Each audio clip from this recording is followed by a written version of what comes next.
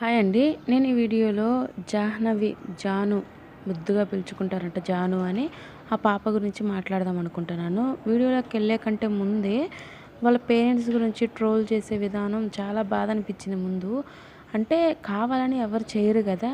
Parents అయితే ఇప్పుడు అంత నిర్లక్ష్యంగా ఉండి చేయరేమో అని నేను అనుకుంటున్నా.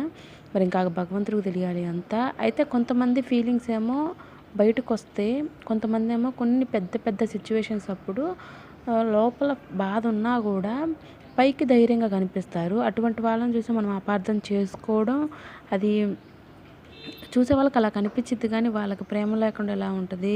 నేనెందుకు ఆ మాట అంటున్నానంటే, నా ఫీలింగ్ అలానే ఉంటది. చిన్న చిన్న వాటికి నాకు ఏడుపొస్తది గానీ, పెద్ద పెద్ద సిట్యుయేషన్స్ అప్పుడు వాటిని మనం ఎలా సాల్వ్ జేయాలి?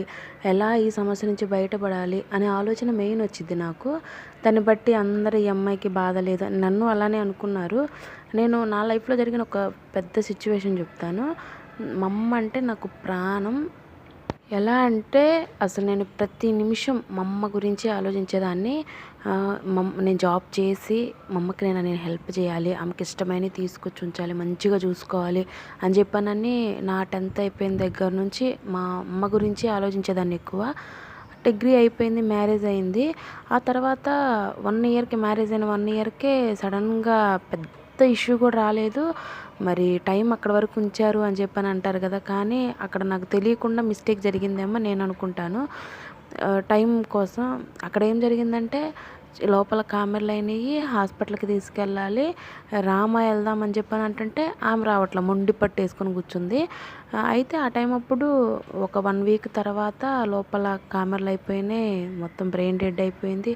అసలు ఏది ఏమైందో కూడా అర్థం కాలే. అప్పుడు నేను నిర్ణయం తీసుకున్నాను ఏంటంటే, నాకు హాస్పిటల్ గురించి, బాడీ గురించి ఎక్కువ తెలియకుండా ఉండడం వల్లనే కదా ఇలాంటొచ్చింది. అదే మా ఇంట్లో ఒక నర్సో, ఒక డాక్టరో ఎవరైనా ఉంటే నాకు ఖచ్చితంగా హెల్ప్ చేసేవాళ్ళే, నాకు చెప్పేవాళ్ళే. నేను దాన్ని బట్టి జాగ్రత్త పడేదాన్నే.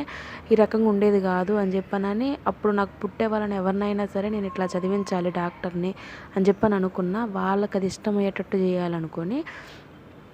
నేను ఇప్పుడు చెప్పాలనుకున్నది ఏంటంటే, చనిపోయిన రోజు సహజంగా బాధ అనిపించినప్పుడల్లా ఉదయం అంతా ఏడుస్తూనే ఉన్నాము. ఈవినింగు ఇంకా నాకు ఫీవర్ వచ్చేసి అలానే పడుకుండిపోయాను. తర్వాత మా ఫ్రెండ్స్ వచ్చారు ఆ టైం అప్పుడే.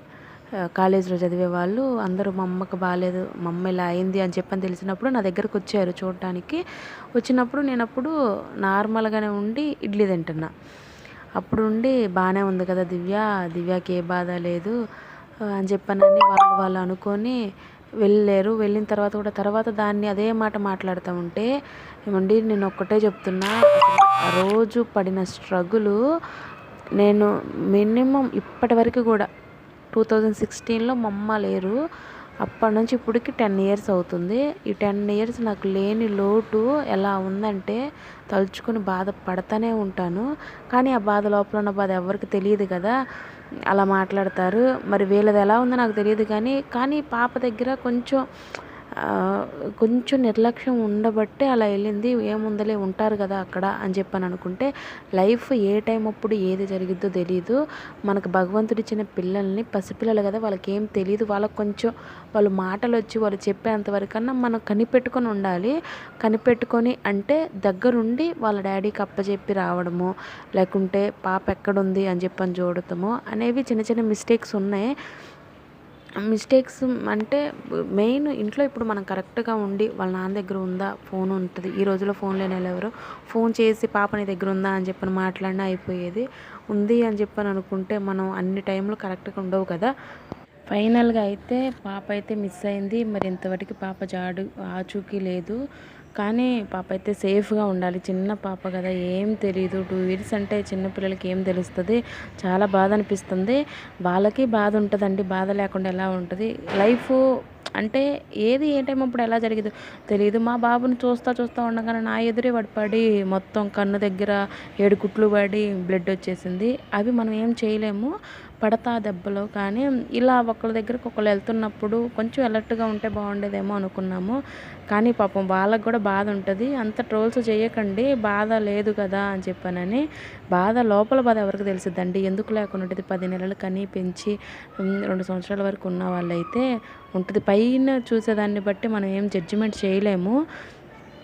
ఎనీవే నేనైతే ఒకటే చెప్పాలనుకున్నా, ప్రతి క్షణం అలర్ట్గానే ఉండాలి పిల్లల విషయంలో. వాళ్ళ బాధ వాళ్ళు చెప్పేంత వరకైనా మనం కొంచెం ఉంచితే వాళ్ళు తర్వాత ఫ్రీగా చెప్పగలుగుతారు. ఓకే, అంతే. నా అభిప్రాయం ప్రకారం నేను నా ఆలోచన చెప్పానండి. నేను ఆలోచించే విధానం కానీ మీకు నచ్చితే ప్లీజ్ సపోర్ట్ మై ఛానల్.